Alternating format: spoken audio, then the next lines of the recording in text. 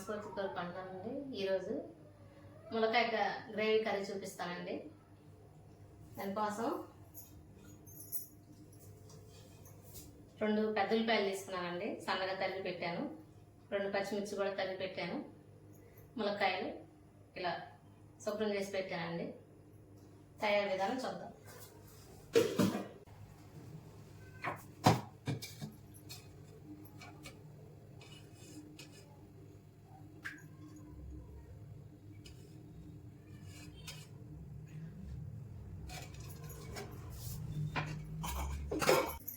Stove వెలిగించి కళాయి పెట్టుకున్నానండి. కళాయి వేడిన తర్వాత నూనె వేసాను కొద్దిగా. ఇప్పుడు 3 యాలక్కాయలు, కొద్దిగా చెక్క వేసానండి, అంగుళం. టమాటా ముక్కలు కూడా వేసుకోవాలి.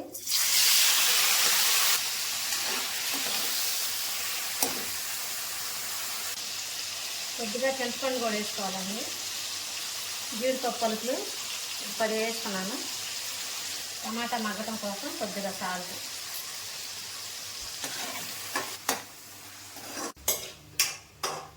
టమాటా అయితే మగ్గిందండి, దించేసుకుందాం స్టవ్ ఆఫ్ చేసి.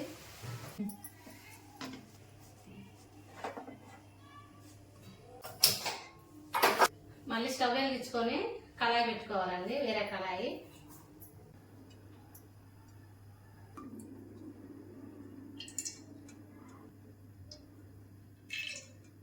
మూడు టేబుల్ స్పూన్ నూనె వేసానండి. నూనె వేడైంది, తాలింపు దినుసులు వేసుకున్నాం. తాలింపు దినుసులు కొద్దిగా వేగిన తర్వాత ఉల్లిపాయ ముక్కలు, పచ్చిమిరపాయ ముక్కలు వేసుకోవాలి.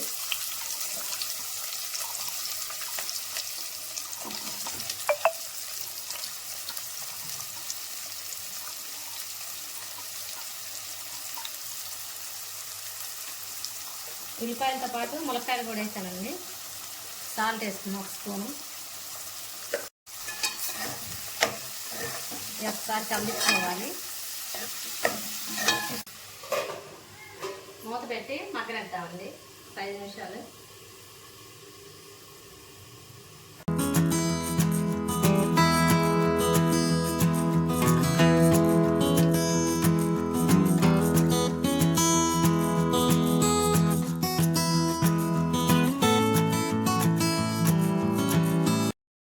ఉల్లిపాయ ములక్కాయ అయితే అగ్గిపోయిందండి. టమాటాని, జీడిపప్పుని పేస్ట్ చేసి పెట్టానండి, అది ఇందులో వేసుకున్నాం.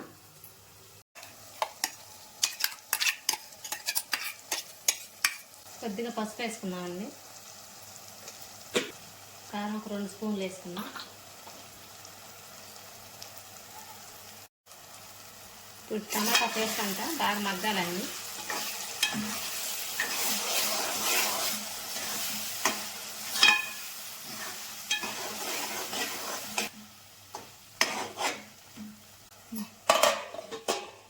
మూత పెట్టి 2 నిమిషాలు మగ్గనిద్దామండి, నూనె పైకి తేలేంత వరకు.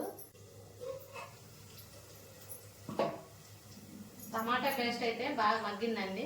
ఇప్పుడు మిక్సీ జార్లో కొంచెం నీళ్ళు పోసుకొని, ఇందాక మనం మిక్సీ పట్టుకున్నాం కదా, అదే అలా కొద్దిగా నీళ్ళు పోసి ఆ నీళ్ళు ఇందులో పోస్తున్నాను. కొద్దిగా నీళ్ళు పోసుకున్నామండి. ఒకసారి అంతా కలిపి సాల్ట్ సరిపోయిందో లేదో చూద్దామండి.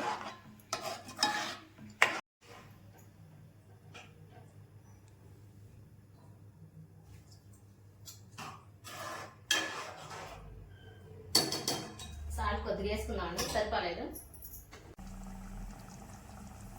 కొద్దిగా సాల్ట్ వేసి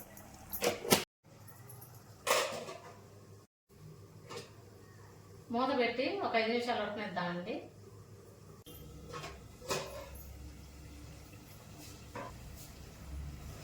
కూర అయితే ఉడికిపోయిందండి. మధ్య మధ్యలో కళ్ళిప్పుకుంటూ ఉండాలండి. రెడీ అయిపోయింది. చివరిగా కొత్తిమీర వేసుకుందాం.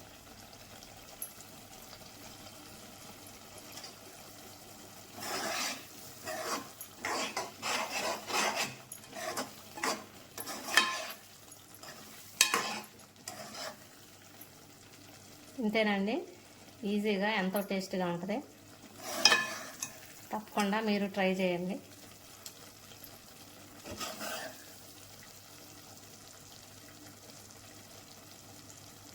స్టవ్ ఆఫ్ చేశానండి. దించేసుకోవటం ఇంకా. ఇదిగోండి, అన్నంలోకి కానీ చపాతీలోకి కానీ చాలా బాగుంటుందండి. తప్పకుండా మీరు ట్రై చేయండి.